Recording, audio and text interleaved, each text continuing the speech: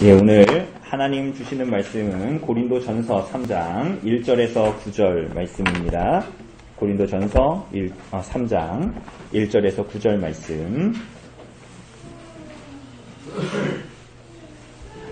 제가 봉독해 드리도록 하겠습니다. 형제들아, 내가 신령한 자들을 대함과 같이 너희에게 말할 수 없어서 육신에 속한 자 곧 그리스도 안에서 어린아이들을 대함과 같이 하노라. 내가 너희를 젖으로 먹이고 밥으로 아니하였노니 이는 너희가 감당하지 못하였음이거니와 지금도 못하리라. 너희는 아직도 육신에 속한 자로다. 너희 가운데 시기와 분쟁이 있으니 어찌 육신에 속하여 사람을 따라 행함이 아니리요. 어떤 이는 말하되 나는 바울에게라 하고 다른 이는 나는 아볼로에게라 하니 너희가 육의 사람이 아니리요. 그런즉 아볼로는 무엇이며 바울은 무엇이냐? 그들은 주께서 각각 주신 대로 너희로 하여금 믿게 한 사역자들이니라. 나는 심었고 아볼로는 물을 주었으되 오직 하나님께서 자라나게 하셨나니 그런즉 심는 이나 물 주는 이는 아무것도 아니로되 오직 자라게 하시는 이는 하나님뿐이니라. 심는 이와 물 주는 이는 한 가지이나 각각 자기가 일한 대로 자기의 상을 받으리라. 우리는 하나님의 동력자들이요 너희는 하나님의 밭이요 하나님의 집이니라.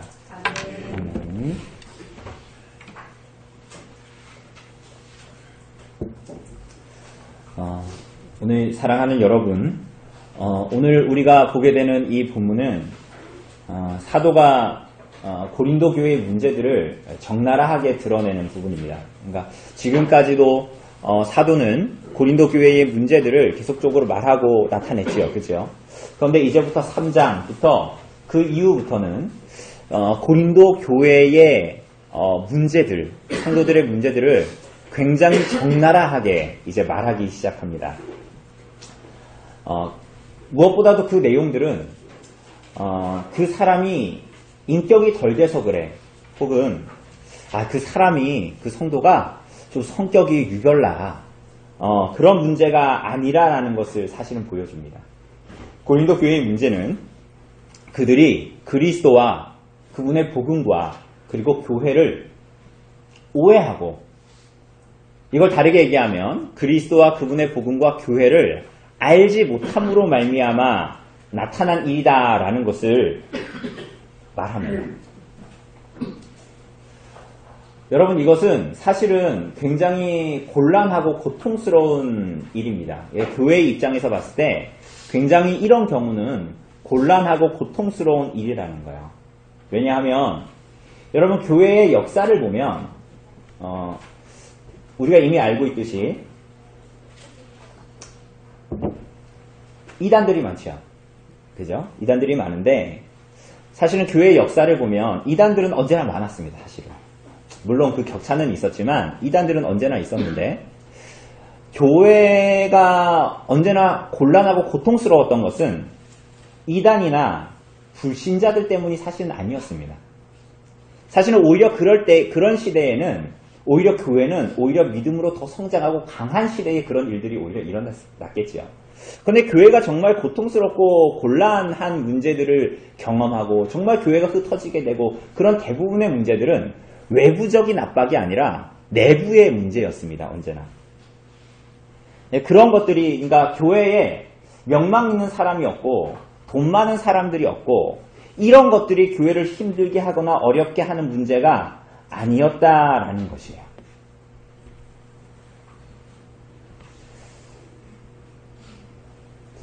맞는 비유일지는 모르겠는데, 여러분, 한 가정의 문제는 뭡니까? 한 가정의 문제.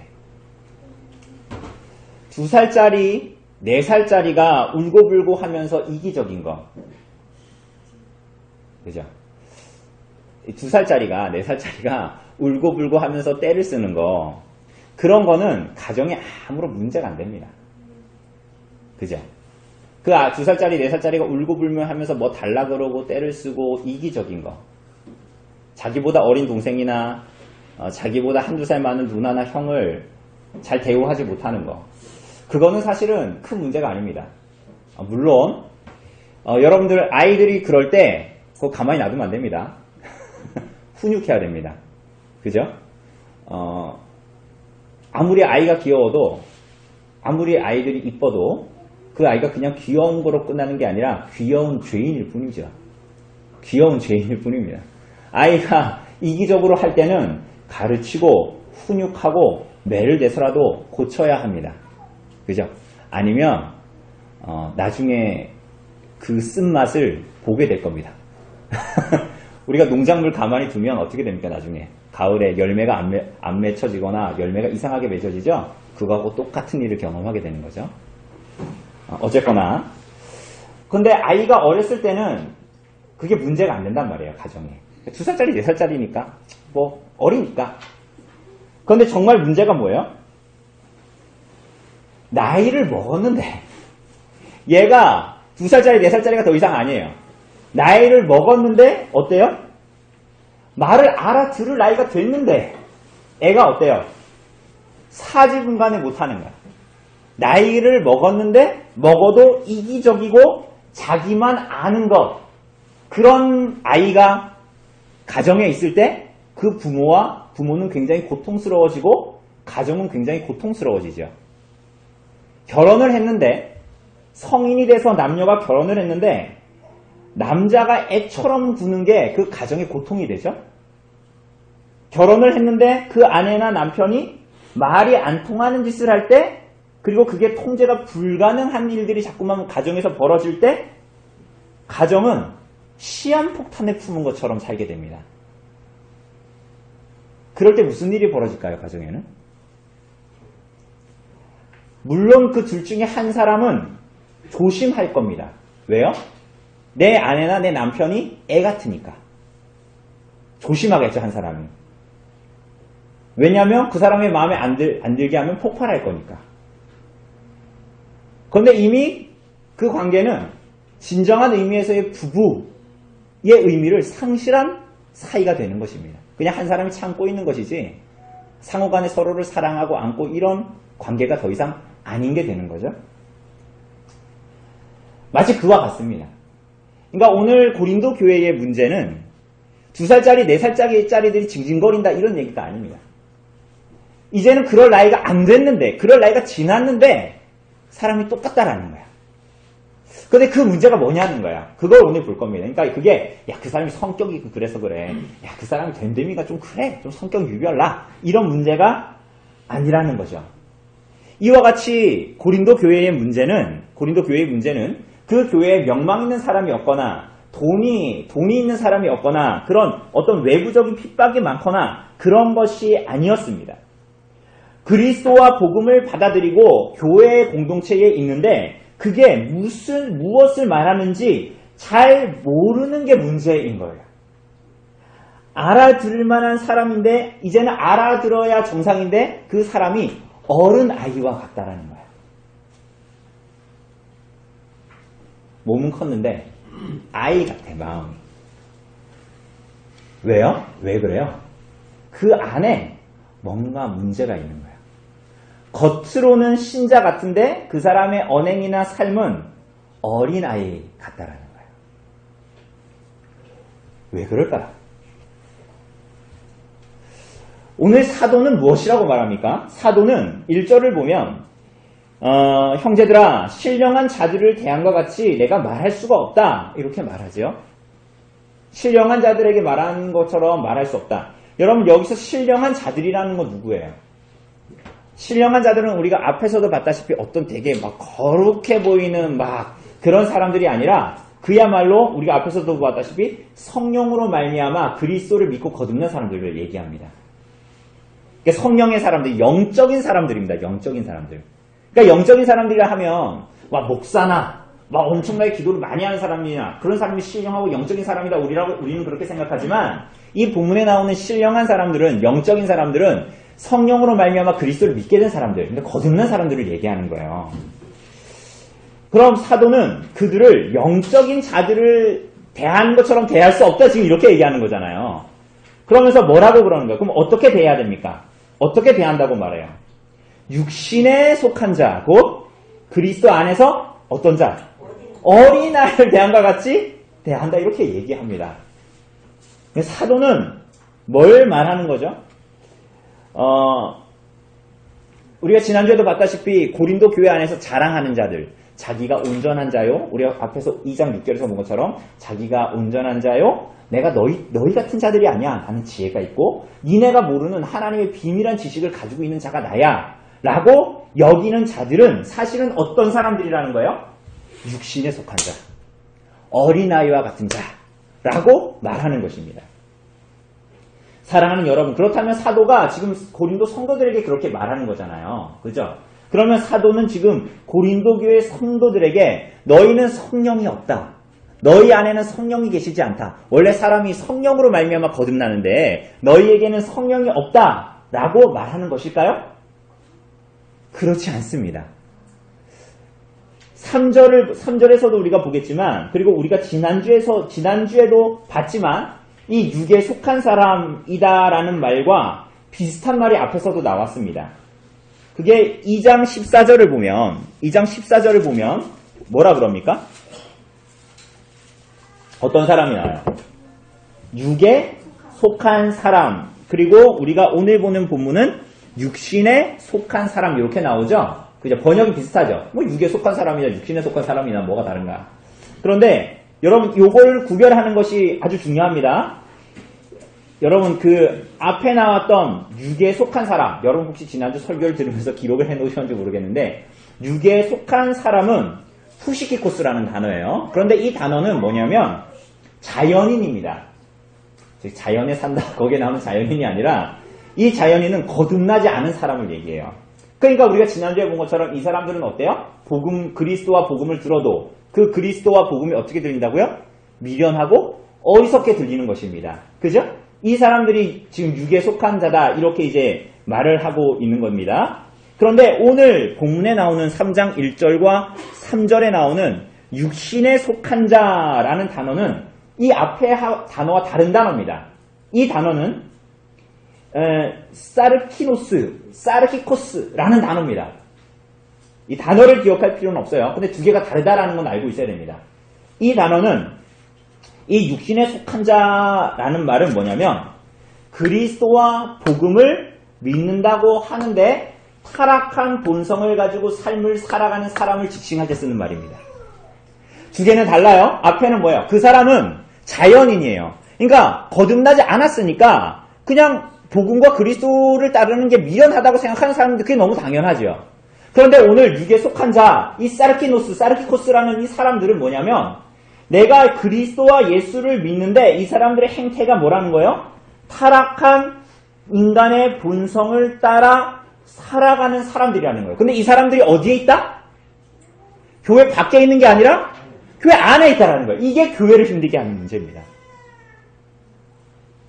여러분 우리가 구약 성경을 보면서 자주 보면서 우리가 때로는 한숨을 쉬는 이스라엘 백성들의 모습이죠. 이따가도 보겠지만 어떤 사람들이죠? 이 사람들, 여러분이 사르키코스라는 이 단어의 용례, 육에 속한다, 육에 속했다 라는 이 단어의 용례는 아주 재미있게도 하나님께 적대적인 육신의 생각을 나타낼 때 쓰입니다.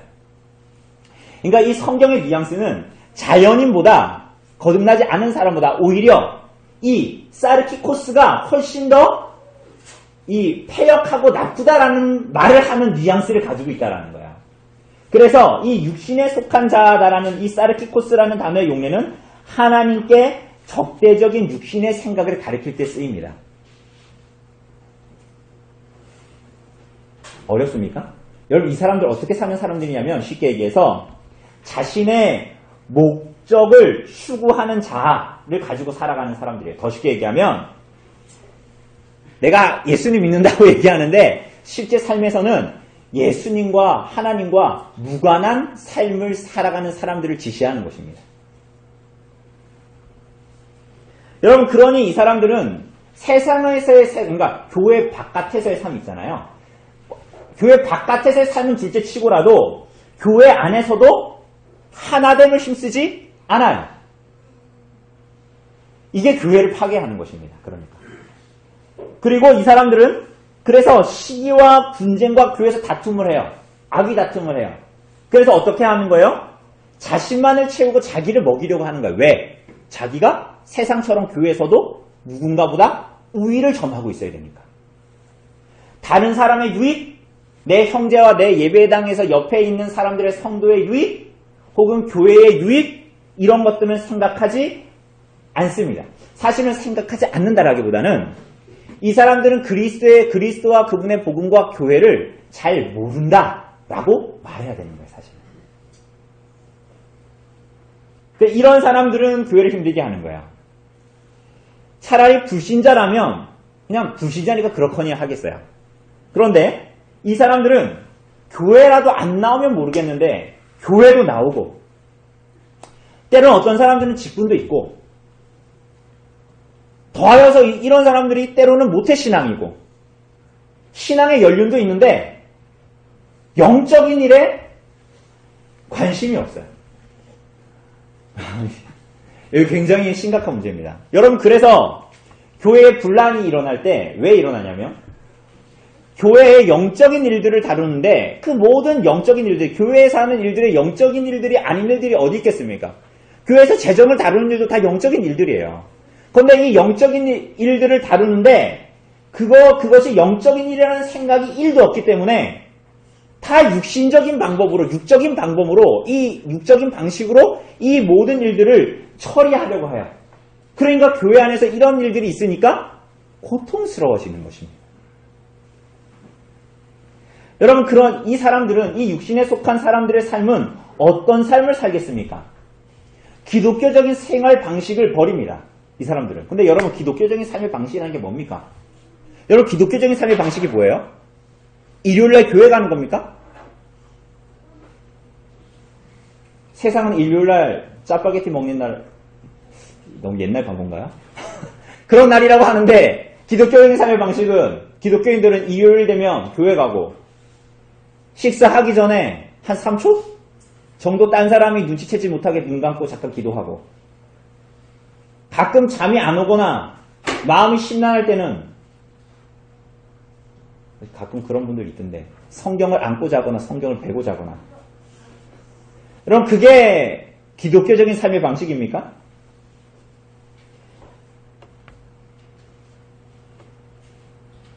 여러분 이 사람들이 살기를 싫어하는 기독교적인 삶의 방식이 뭡니까? 이 사람들이 추구하는 기독교적인 삶의 방식이 뭐예요?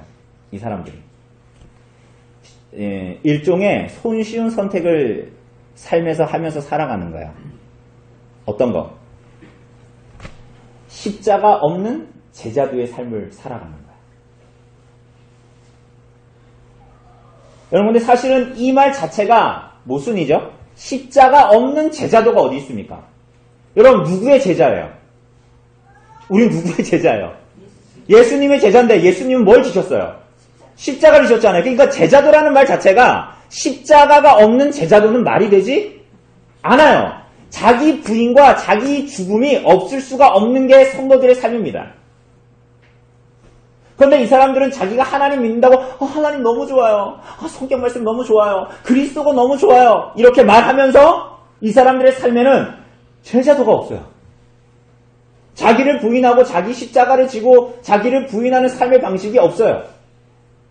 다른 성도를 위한 수고와 대가 지불이 없고 그리스도의 교회를 섬기는 사랑하는 삶이 없어요. 기껏 주장하는 제자도는 뭐예요? 자기가 그나마 예수님 믿는다는 증거는 뭐예요? 기껏해야 예배 나오는 거야. 기껏해야 교회 모임에 참석하는 거야. 딱 거기까지입니다. 그것도 자기 삶에 방해가 되고 유익을 침범하지 않는 범위 안에서 그렇게 살아가는 거야. 여러분, 이것은 선택 가능한 삶이 아닙니다. 여러분과 제가 그리스도를 진실하게 믿는다면 이러한 이유는 선택 가능한 삶이 아니라는 거야. 이기적인 형태의 삶의 추구는 전혀 불가능한 것이 기독교적인 삶의 방식입니다. 우리가 지난주에 봤던 2장 16절의 말대로 그리스도의 마음을 가진 자, 그리스도의 영을 가진 자의 삶의 방식이 아니라는 거예요. 그렇게 살 수가 없어요. 여러분은 어떻습니까? 놀랍게도 이 사람들은 그렇게 살면서도 교회의 몸을 그렇게 어지럽히면서도 이 사람들의 마음에는 애들 같아요. 어떤 마음? 나는 할 만큼 하면서 살고 있다라고 생각합니다. 이게 놀라운 겁니다, 이게. 어리석은 거죠. 여러분, 어린 아이들이 다른 사람을 잘 생각합니까? 못합니까? 2살, 4살짜리가 막 배가 고파. 근데 엄마가 밥상을 차렸어. 그런데 찍어가지고 엄마, 아빠 먼저 준 2살, 4살 봤습니까? 그렇다면 정말 뛰어난 애죠. 죄인 중에 굉장히 그럼 뛰어난 애예요. 그런데 그렇게 하지? 그런 죄인은 없죠. 다른 사람의 유익을 존중하는 법을 배우지 못한 자기중심성이 그 아이 안에 있는 거예요. 그런데 이 사람들이 그런 사람들인데 그러면서 자기는 어떤 사람이라고 자꾸 생각하는 거예요. 나는 온전한 자다. 나는 지혜 있는 자다.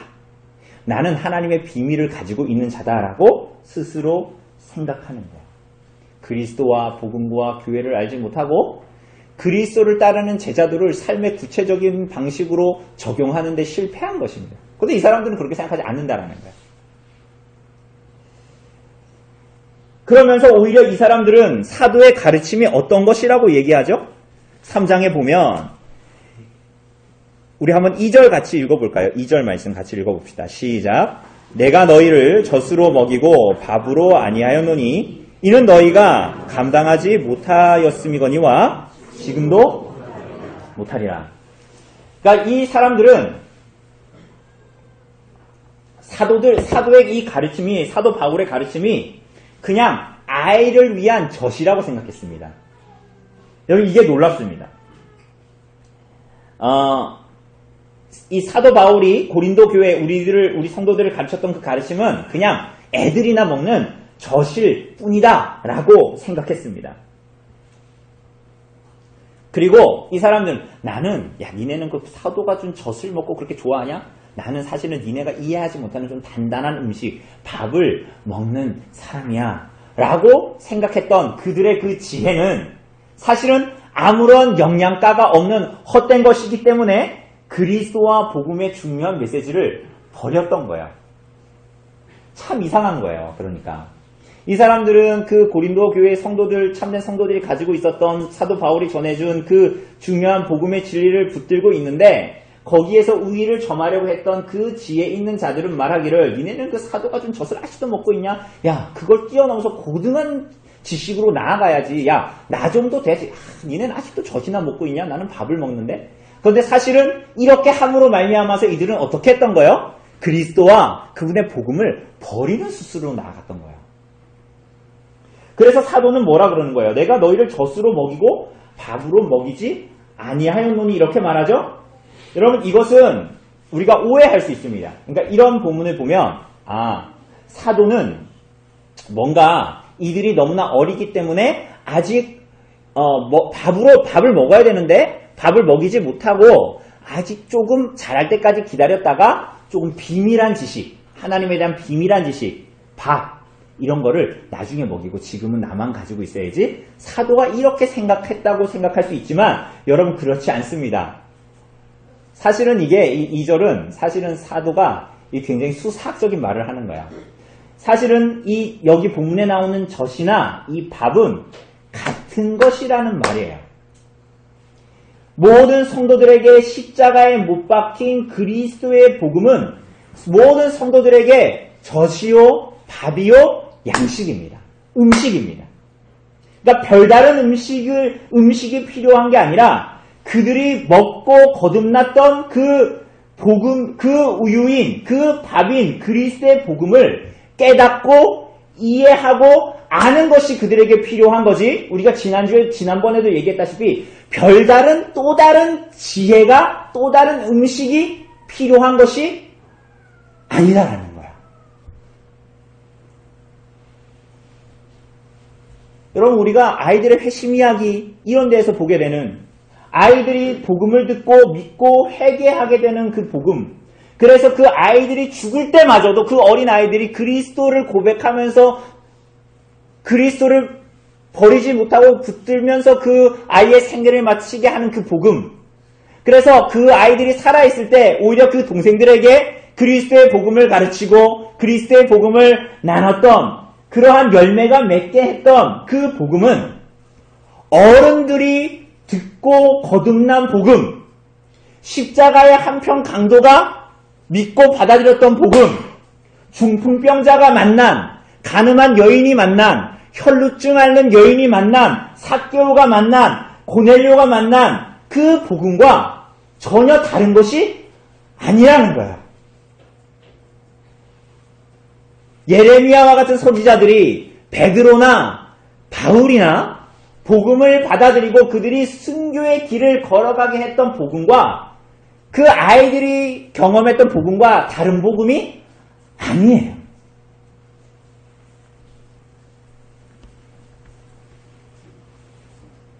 여러분, 이것은 그럼에도 불구하고 그들이 그렇게 구별되게 생각했다라는 것은 사도에게는 굉장히 고통스러운 이야기였을 것입니다.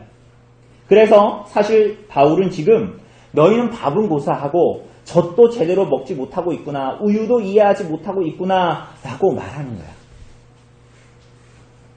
그래서 3절을 보면 너희는 이렇게 시작하지만 사실은 왜냐하면 이렇게 시작합니다.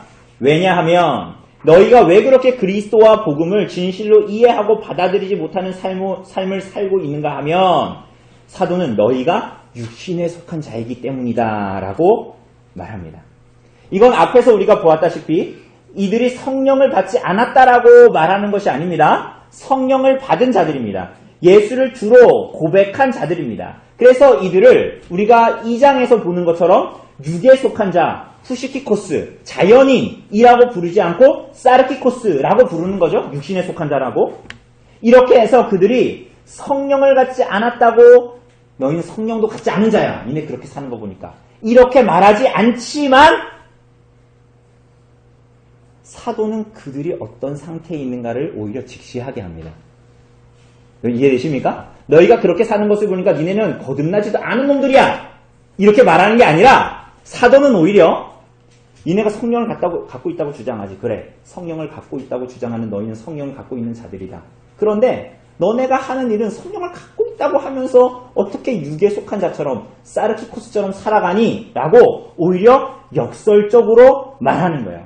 어떻게 너희는 성령을 받았다고 하면서 하나님 나라 밖의 일들에 매여 있고 그런 가치에 붙들려서 살아가니? 아이러니죠. 성령이 없는 자들이 그렇게 살아가는 건 아이러니가 아니에요. 이 사람들은 거듭나지 않았으니까요. 그런데 이 사람들은 성령을 가지고 있다라고 얘기하는데 어떻게 육에 속한 자처럼 살아가는 거? 니네가 정말 아이러니하다. 이렇게 말하는 거예요, 사도는. 어떻게 교회 다니면서 어떻게 모태신앙이고 성경을 알고 예수님도 알고 그렇게 익숙하게 교회 생활을 하면서도 십자가를 미련하게 여기는 사람들은 성령을 갖지 않은 세상 사람들인데 어떻게 너희가 성령을 가졌다고 말하면서 십자가를 미련하고 어리석게 여기는 사람들하고 다를 바 없이 살아가냐. 니네 삶이 아이러니하다. 이렇게 말하는 거예요. 사랑하는 여러분, 그러니 바울이 지금 무엇이라고 합니까? 3절 하반절을 보면 너희 가운데 시기와 분쟁이 있으니 어찌 육신에 속하여 사람을 따라 행함이 아니리요. 너희 가운데의 시기와 분쟁과 같은 그런 십자가의 복음을 전혀 드러내지 않는 삶의 방식은 너희가 하나님이 표준이 아니라 사람을 따라서 행함, 세상의 삶의 방식을 추구하는 것이 아닌가라고 말하는 거야.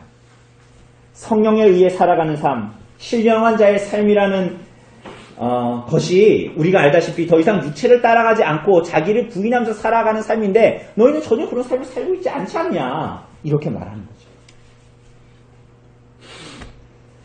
그러면 그들이 육신에 속하여 살아가고 있다는 증거, 그들이 그리스도와 복음을 오해하고 교회를 잘못 알고 있다는 증거는 무엇입니까? 더 구체적으로 4절에서 나옵니다. 그게 뭐예요? 어떤 이는 말하되 나는 바울에게라 하고 다른 이는 나는 누구에게라?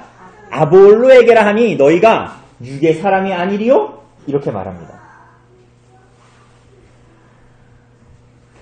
이게 얼마나, 그러니까 너희가 교회 안에 속해 있으면서 어떤 사람은 바울에게 속해 있고 어떤 사람들은 아볼로에게 속해 있다라는 이 말이 너희가 얼마나 영적인 일에 1도 관심이 없다라는 것을 말하냐, 드러내고 있냐라고 탄식합니다.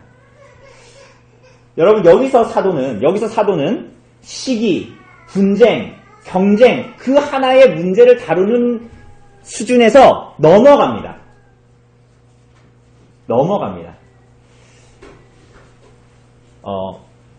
이 포인트가 중요합니다, 여러분. 교회 안에 시기, 분쟁, 분열이 있다는 게 어떻게 말이 되니? 야, 그거 좀 버려. 그런데 우리는 이걸 이렇게 생각할 수 있습니다. 그러니까 교회 다니는 사람이 어떻게 그렇게 살 수 있냐?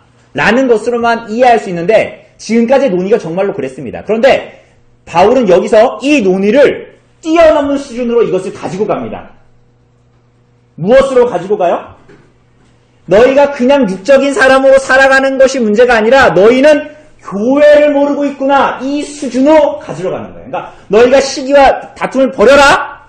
여기서 그치는 게 아니라 이 문제의 근원은 너희가 교회를 모르는 데 있다. 복음으로 말미암아 교회가 무언지를 모르고 있는 것이다. 라는 수준으로 끌어 가지고 가는 거예요. 5절을 보면 그래서 아볼로는 무엇이며 바울은 무엇이냐 이렇게 묻죠. 여러분 이 말 자체는 굉장히 이 말 자체가 큰 의미를 담고 있습니다. 아볼로는 무엇이며 바울은 무엇이냐라고 하죠. 그런데 여기서 무엇이며 무엇이냐라는 이 말은 중성의문 대명사예요. 그러니까 이거 무슨 얘기냐면 바울은 누구냐, 아볼로는 누구냐가 아니라 뭐냐는 거예요. 아볼로가 뭐냐, 바울이 뭐냐. 이 말은 이 질문 자체는 뭘 얘기하냐면 그들은 아무것도 아니다. 그러니까 바울은 자신도 그렇고 아볼로도 그렇고 과대평가하지도 과소평가하지도 않습니다. 왜냐하면 그것 자체에는 그 사람들 자체는 아무런 의미가 없기 때문입니다. 그럼 그들이 의미가 있으려면 무엇에 초점 지어야 됩니까? 교회의 주인이 누군가에 초점 지어야 되는 거예요. 그러니까 교회의 주인에게서 그 의미를 찾아야 되는 것이지 그렇지 않은 모든 것은 안개를 잡는 것 같은 거예요. 사도는 그들이 누구라고 하죠? 아볼로든 바울이든 누구라고 합니까? 그들은 주님께서 각각 주신 대로 너희로 하여금 믿게 한 사역자라는 거예요. 믿게 한 사역자라요. 고린도 교회의 성도들이 거듭나게 했던 인물들이잖아요. 아볼로나 바울이나, 그죠? 그런데 이 사람들은 주께서 믿게 하려고 주신 도구요, 종일 뿐이다. 이렇게 말하는 것입니다. 이 말은 너희가 속한 주인은 아볼로도 아니고 바울도 아니다라는 거예요. 이들은 사역자다라는 말이죠. 이 사역자라는 말은 식탁에 시중을 두는 봉사자를 말합니다. 식탁에서 우리 옛날 영화, 막 고대 이런 영화를 보면 식탁에서 종들이 이렇게 음식을 주인이 먹도록 이렇게 들고 있잖아요. 그런 자들을 얘기하는 거야. 섬기는 자, 집사라는 말이에요. 여러분, 집사는 뭐 하는 사람이에요? 일반적으로, 교회 말고 일반적으로 집사라고 우리 영화가 잘 사는 집에 집사가 있잖아요. 그 집사가 어떤 사람들입니까? 그죠? 자기 집을 돌보는 사람이 아니라 누구의 집을 돌보는 사람이에요? 주인의 집을 돌보고 내 재산을 돌보는 사람이 아니라 주인의 재산을 돌보는 사람이죠? 자기 일을 하는 사람이 아니라 자기의 유익을 구하는 사람이 아니라 어떤 사람이에요? 주인의 일을 해서 주님의 영광을 드러내는 사람, 그 직무를 맡은 사람, 이 사람들이 누구예요? 집사들이잖아요. 자기가 주인이 아니라는 거예요. 그래서 6절이 말하는 대로 바울이 뭐 했대요? 바울은 심었대요. 뭘 심었어요? 그러니까 이게 뭐 얘기예요? 바울은 고린도 교회를 세웠습니다. 어디에 세웠어요? 그 기초가 뭐예요? 바울입니까? 고린도 교회를 바울이 세웠는데 그 고린도 교회의 기초는 바울입니까? 예수님이시죠. 아볼로는 뭐 했어요? 아볼로는 뭐 했대요? 물 줬대요. 고린도 교회가 세워졌는데 그들을 가르치고 그들을 성장시켰대요. 그럼 그 가르침의 기초는 아볼로입니까? 아니죠. 뭐예요? 그리스도시죠. 심지어 바울은 심었고 아볼로는 물을 주었다라고 얘기하는데 이 단어들은 다 단순 과거형들이에요. 이게 무슨 얘기냐면 바울과 아볼로가 했던 일은 과거의 한 시점에 그냥 끝나는 일들이라는 거예요. 이 시제 자체가 그걸 얘기해요. 바울이 대단하게 심었고 아볼로가 대단하게 물 줬어도 그거 과거에 있었던 그냥 한 시점에 있었던 일일 뿐이야. 그런데 무슨 일이 벌어져요? 오직 누가 자라나게 하셨어요? 하나님이 어떻게 자라나게 하셨어요? 8절도 보면 오직 자라게 하시는 이는 누구다? 하나님이시다. 그런데 여기서 자라나게 한다는 동사는 미완료형입니다. 이게 무슨 얘기냐면 진행을 얘기하는 거예요. 바울이 심었고 아볼로가 물 준 것은 과거의 어떤 시점이고 그걸로 그치는 일이라는 거예요. 자라나게 하는 것은 과거에도 그렇고 심지어 현재에도 진행되고 미래에도 영원히 진행될 누구의 일이다? 하나님의 일이다. 하나님께서 그리스도를 통해서 교회를 통해서 하시는 일은 끝나지 않는다라는 거예요. 하나님이 하시는 일은 그래서 아볼로 같지 않고 바울 같지 않고 인생 같지 않은 일이라는 것을 말합니다. 심는 이나 물 주는 이나 아무것도 아닙니다. 안개와 같은 것입니다. 한 번 왔다가 사라지는 의지할 것 없는 안개와 같은 인생들이에요. 구원하시고 교회로 성도들을 부르시고 그들을 구원하시고 거룩하게 하시는 분은 누구라는 거예요? 하나님이시고 그저 그 일에 사용하시는 도구와 종들이 바울과 아볼로일 뿐이지. 그러니 이 사람들이 거기에 매여가지고 너는 아볼로파니 너는 바울파니 바울이 더 얘기를 잘하니 아볼로가 더 유식하니 이런 얘기들은 헛된 일이라는 거야. 교회를 얼마나 모르는 거야. 여러분 세상 사람들이 어떤 유명한 사람들 따라다니잖아요. 그래서 그 사람들의 막 강의를 듣고 막 그 사람들이 뭐 어디에 가면 팬 사인회 가면 막 책 나오면 거기 사인 받고 싶어서 막 졸졸 따라다니기도 하잖아요. 교회에서 그런 짓 하면 안 된다라는 거예요. 안개와 같은 인간들이라는 거예요.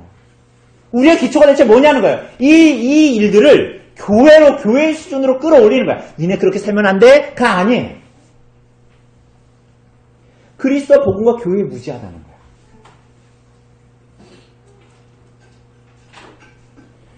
오늘 사랑하는 여러분, 시기, 분쟁, 분열 다 나쁜 거죠.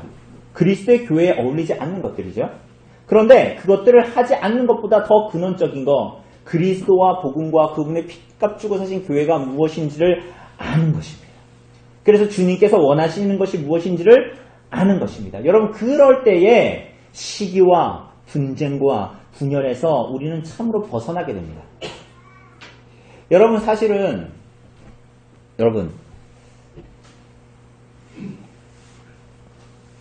여러분도 알고 저도 압니다. 여러분과 제 안에 있는 근원적인 시기와 분열하고자 하고 분쟁하고자 하고 그런 것들은 우리 스스로도 떨어낼 힘이 없습니다. 우리가 죄인이기 때문에 그래요. 그런데 심지어는 혹시 나는 안 그런데? 난 좀 시기 버릴 수 있는데? 라고 생각하는 사람들조차도 죄인이기 때문에 그것을 그렇게 잠시 잠깐 동안 그렇게 할 수 있는 것을 순전하게 하지 못하고 자기 의로 삼지요. 그죠? 나는 좀 저 사람보다 덜한데? 이렇게 하면서.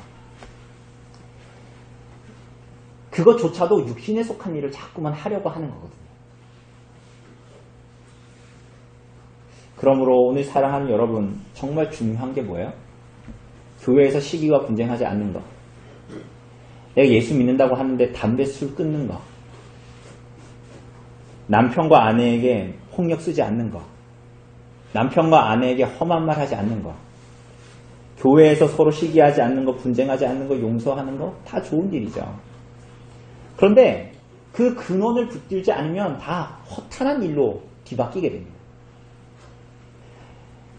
그리스도와 그분의 복음과 우리에게 주신 교회를 믿고 알고 깨닫는 것에 이 모든 것이 있게 해야 됩니다.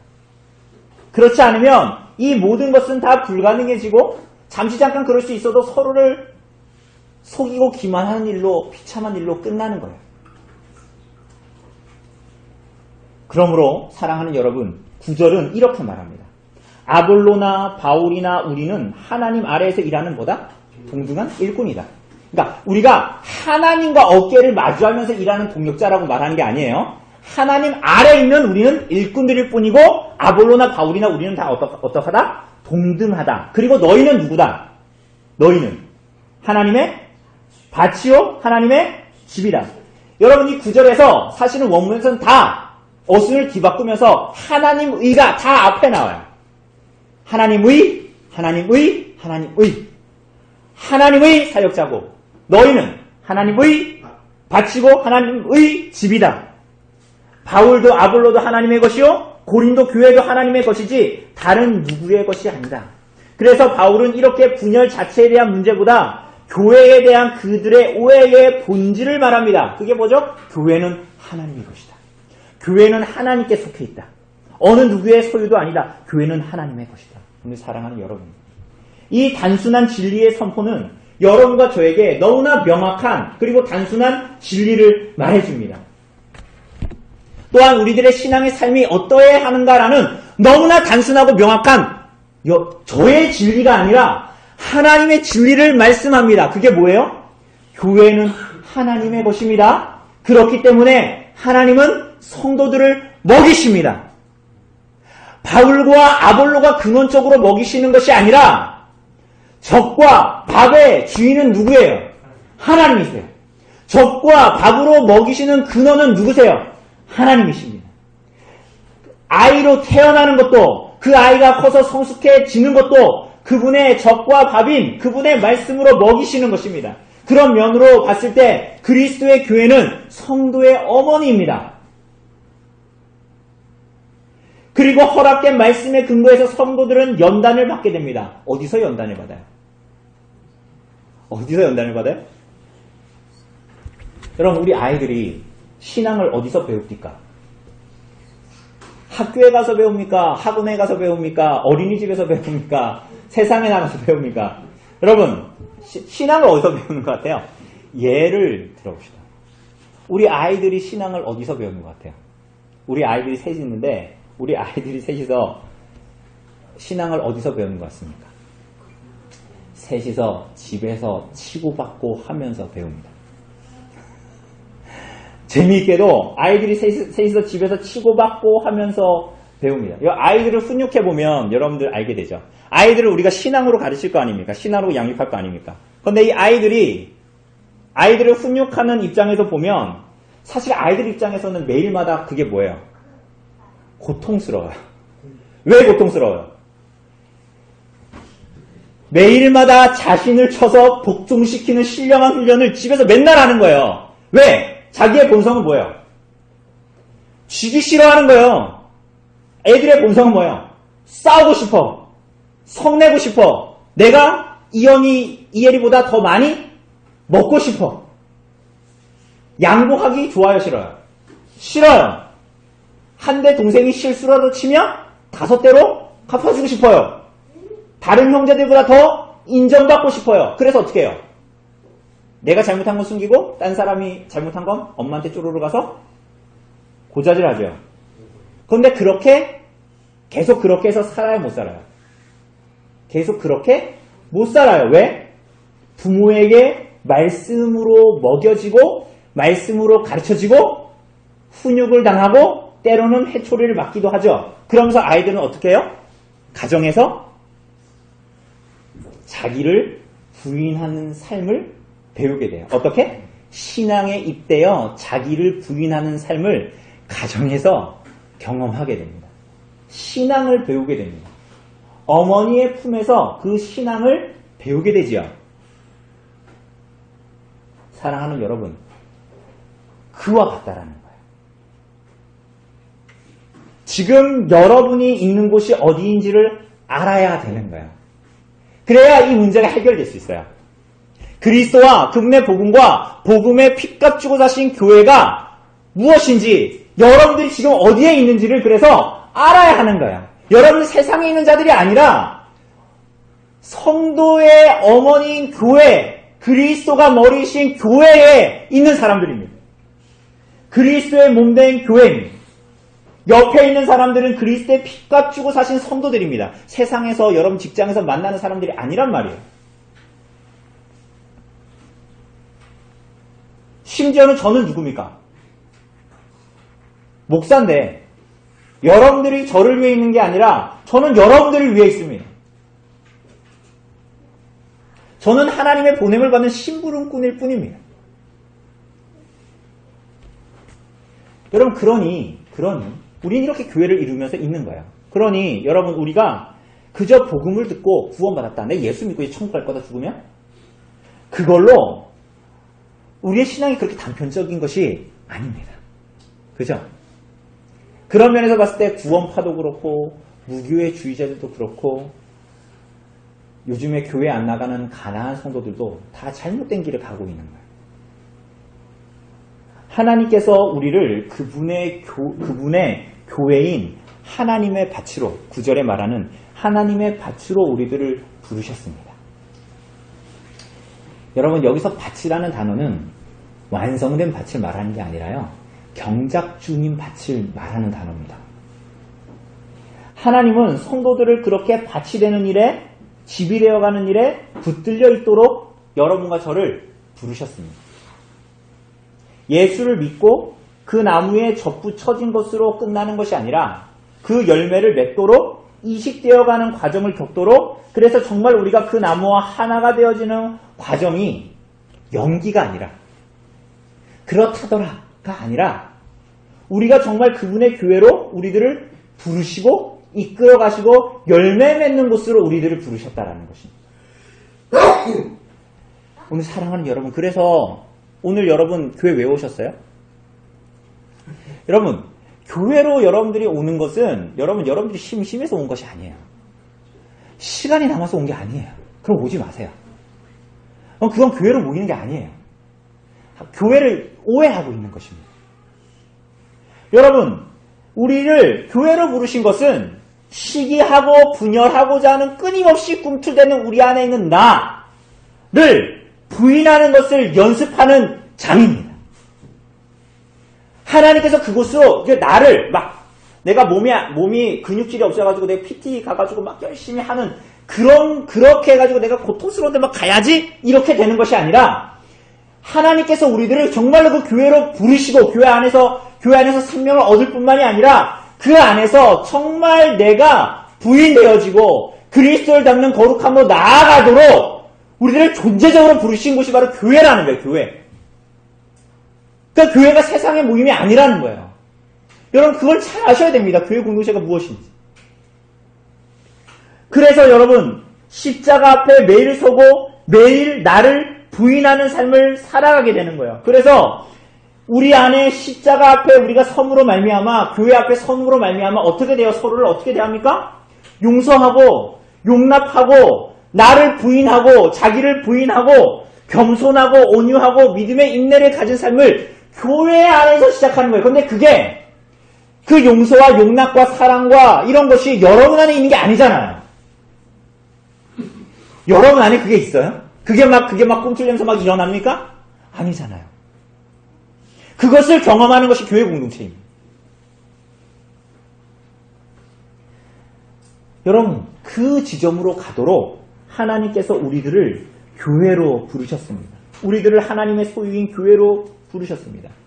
각자도 생할 수 있다면 각자가 그냥 길거리에 가다가 복음을 듣고 야 너 예수 믿니? 그래 예수 믿어라 영접기도 해라 따라해라 하고 나서 그 사람이 그냥 예수 믿고 천당 갈 수 있다면 여러분 우리들을 교회로 부르시지 않으셨습니다. 신앙은 그런 식으로 할 수 있는 그런 단편적인 것이 아니라는 거예요.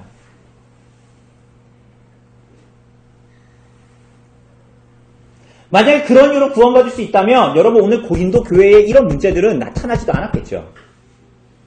그런 식으로 구원받는 것이라면 고린도 교회를 하나님께서 세우도록 허락도 안 해주셨고 고린도 교회에 있는 분열, 싸울 일, 싫은 일, 자존심 상할 일, 갈등, 곤란 없었겠죠. 교회가 없었다면. 근데 주님은 그렇게 일하지 않으십니다.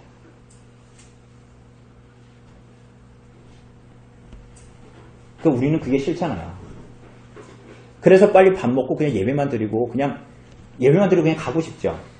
왜? 내가 굳이 내 자존심을 이렇게 굽혀가면서 그 사람을 용납하고 받아주는 게 싫거든요. 괜히 교회에 더 있어봤자 말이나 주고받다가 마음에 상처나 받고 갈등이 일어나고.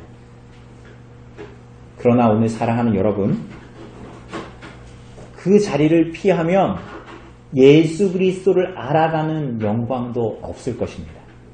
여러분 잘 기억하십시오. 여러분 교회 안으로 그렇게 들어온 일이 없다면 그리스도의 영광을 알아가는 일도 없습니다. 한 알의 밀알이 떨어져 죽어 많은 열매를 맺는 진리를 이해하지 못합니다. 하나님이 살아가 계셔서 죄인에게 역사하시는 것을 목도하는 영광을 놓치게 됩니다. 정말 우리와 같은 죄인들에게 역사하셔서 우리와 같은 자들에게는 도무지 나타날 수 없는 용서와 용납을 목격하게 되는 영광도 없습니다. 나도 고백하는 것처럼 내 안에 용서와 용납 이런 것이 1도 없는데 그게 내 교회 안에서 정말 내 안에 없는 것이 그렇게 나오고 서로 간에 없는 것이 나오게 되는, 그래서 여기가 세상의 개모임이 아니라 하나님의 성령이 거하시는 전이구나, 하나님의 영광이 거하시는 곳이구나 라는 것을 목도하게 되는 그 영광도 얻게 되는 것입니다. 여러분, 그래서 믿게 되고 깨닫게 되고 경험하게 되는, 그래서 이 땅에서 그 천국을 맛보아야 돼요. 그래서 정말 이 세상을 살아가면서 하나님의 나라를, 오실 하나님의 나라를 대망하고 소망하는 그런 것도 없게 되는 것입니다. 뭐가 없다면? 교회를 믿고 교회를 알고 교회를 깨닫는 것이 없다면. 사랑하는 여러분, 교회는 이런 곳입니다. 여러분, 교회는 하나님의 소유입니다. 하나님이 경작 중인 밭입니다. 여러분과 저는 농사에 실패할 수 있지요. 하나님은 실패하는 일이 없으십니다. 바울과 아볼로는 시원치가 않고 일꾼들이 혹시 시원치 않을지라도 걱정할 필요가 없습니다. 하나님은 그분의 농사에 실패하지 않으시기 때문이죠. 교회의 영광을 드러내십니다. 교회가 오늘도 이렇게 그리스도로 말미암아 영광스럽습니다. 오늘 이곳에 모인 여러분도 말하지 않아도, 드러내지 않아도 여러분과 저와 같은 이 냄새나는 죄인들이 다 불러 모아져 있어도 교회는 아름답고 그래서 영광스러운 것입니다. 하나님의 소유이기 때문에, 그리스도를 값주고 사신 교회이기 때문에 그렇습니다.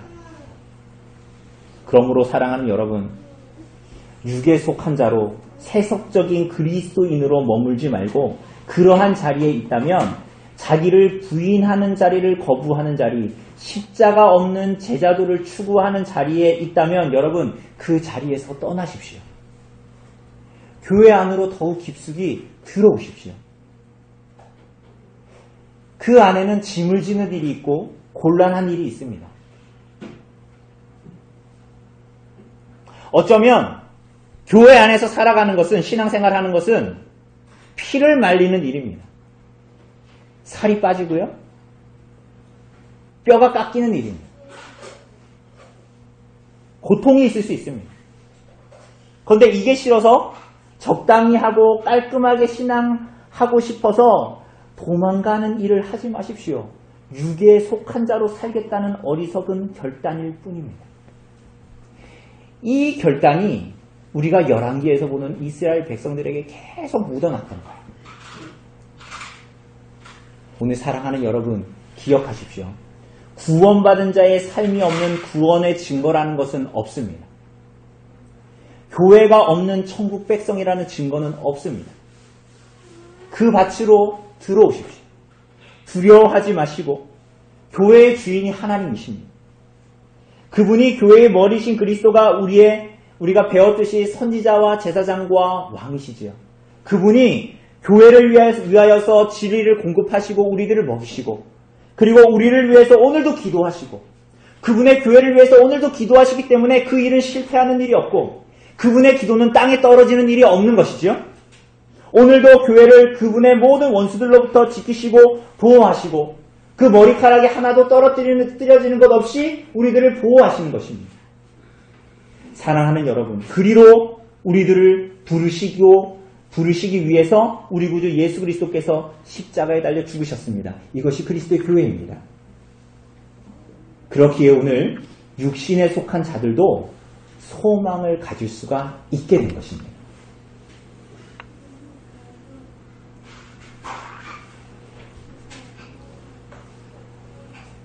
교회가 이런 곳이기 때문에 바울이 고린도 교회에 편지를 쓸 수 있었던 거야. 육에 속한 자들아 너네는 교회에서 떠나! 이렇게 하지 않고 교회가 이런 곳이기 때문에 바울은 피가 말리고 뼈가 깎여지는 것 같은데 그런 심령으로 편지를 쓸 수 있었어요. 왜? 그리스도의 교회는 실패하지 않기 때문이에요. 그래서 육신에 속한 자들, 너희들 돌아서라. 소망이 있다. 오늘 너희에게 기회가 있다. 찬스가 있다. 라고 말하는 것이에요. 그렇게 계속 살아도 된다라는 말이 아니라 계속 세속적인 그리스도인으로 살아가는 자들에게도 구원이 있다라는 말이 아니라 그 위태로운 자리에서 벗어날 기회가 있다라는 것을 말하는 것입니다. 그리고 오늘 여러분도 저도 육신에 속한 자요, 자기를 부인하지 않는 자요, 자기 십자가를 지기를 거부하는 자요, 세상의 가치를 따라 살고자 했던 자들이지만 그리스도의 교회로 말미암아 오늘 여러분도 저도 우리와 같은 자들도 그리스도 안에서의 소망을 가질 수 있다. 교회, 그리스도로 말미암은 교회에 우리가 있기 때문이다. 이 교회는 하나님의 교회이다. 이렇게 말하는 것입니다. 오늘 사랑하는 여러분, 이렇게 그리스도와 복음과 교회를 더욱 알고 믿고 나아가도록 성령께서 우리들의 인생을 인도해 주시기를 바랍니다. 여러분, 그래서 정말 그리스도께서 죽으시면서 우리와 같은 죄인들에게 소망하셨던 것들, 그리스도를 알아 사랑하고 용서하고 용납하고 회복하는 일들이 나타나도록, 이 어두운 세상에 그리스도에게 속한 것들을 밝히 드러내는 교회, 성도 되도록